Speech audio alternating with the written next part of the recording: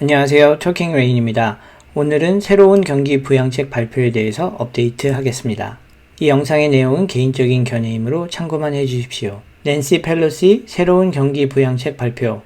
그럼 바로 시작합니다. 드디어 모두가 기다리고 있던 새로운 경기 부양책을 낸시 펠로시가 발표했습니다. 코비드-19 때문에 지난 3월달 미국 증시가 폭락 후에 빠르게 V자 반등을 할 수 있었던 이유가 엄청난 규모의 경기 부양책 때문이었는데 코로나 사태가 6개월 이상 지속이 되면서 이전 부양책의 효과가 다 소진되었고 아직도 높은 실업률과 락다운 때문에 많은 미국 국민들이 줄어든 소득 때문에 소비를 줄이고 고민이 많은 생활을 하고 있습니다. 그래서 새로운 경기 부양책을 실행해야 한다는 의견이 굉장히 많았는데 지난주까지도 별다른 진전을 보이지 못했습니다. 경기 부양책에 대한 실망감 때문에 9월에 증시가 더 많이 떨어진 이유도 있었습니다. 그런데 드디어 새로운 경기 부양책 프로포저를 낸시 펠로시가 발표했습니다. 낸시 펠로시는 민주당 소속으로 연방 하원 의장입니다. 새로운 경기 부양책의 제목은 Heroes Act입니다. 오늘 나온 프로포절이 의미가 있는 이유는 미국의 재무장관인 스티브 무누친과 낸시 펠로시가 이미 구두로 부양책에 합의했고 양당도 빠르게 합의해서 트럼프 대통령이 사인할 것으로 거의 확실시 되기 때문입니다. 이전까지는 부양책에 대한 협상이 난항을 겪고 있었는데 주말에 많은 진행이 있었고 오늘 드디어 부양책이 나오게 된 겁니다. 부양책이 82페이지나 되고 나온 지 몇 시간밖에 되지 않아서 제가 꼼꼼히 살펴볼 시간은 없었고 간단하게 중요한 상황만 리뷰를 해보겠습니다. 새로운 부양책은 총 2.2조 달러 규모입니다.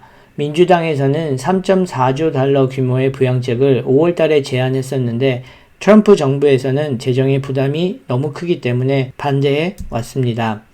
교육부문 지원으로 2,250억 불을 할당했습니다.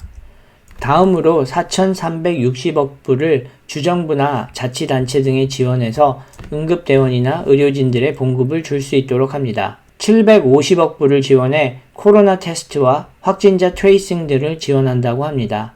지난번과 마찬가지로 가구당 1,200불씩 지원하고 부양가족 1인당 500불씩 지원한다고 합니다. 코로나 사태로 일을 못해서 소득이 줄어든 상태에서 unemployment benefit만으로는 생활이 힘든 가정들이 늘어나고 있는데 정부에서 이렇게 직접 현금을 통장으로 입금하는 방식의 지원은 도움이 많이 되고 소비를 늘어나게 해서 경제에도 큰 도움이 될 것 같습니다.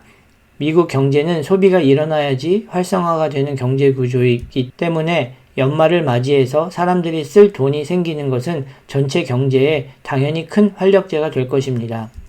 스몰 비즈니스에 대한 지원책도 다 포함이 되었습니다. 지난 부양책과 마찬가지로 페이롤 프로텍션을 지원합니다.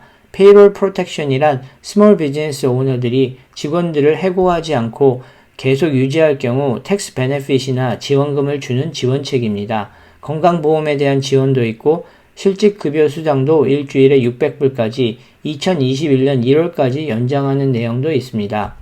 또 집 렌트비, 대출금에 대한 이자 페이먼트나 유틸리티 빌도 지원을 해서 거리로 내몰리는 가정이 없도록 하는 내용도 포함이 되어 있습니다.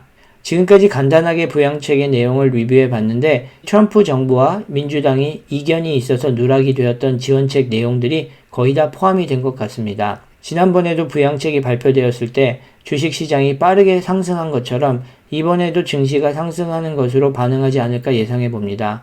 아직 상원과 하원을 통과해야 하지만 빠르게 통과가 될 것으로 예상이 되고 미국 대통령 선거 이전에 부양책이 통과될 것으로 예상이 되기 때문에 내일 화요일 9월 29일 증시도 이 뉴스에 반응해서 상승할 것으로 예상해 봅니다. 지난 3월 말에도 경기 부양책이 발표된 후부터 증시 지표들이 상승을 했기 때문에 이번에도 같은 효과를 기대해 봅니다. 영상을 시청해 주셔서 감사합니다. 구독과 좋아요는 저에게 큰 힘이 됩니다. 감사합니다.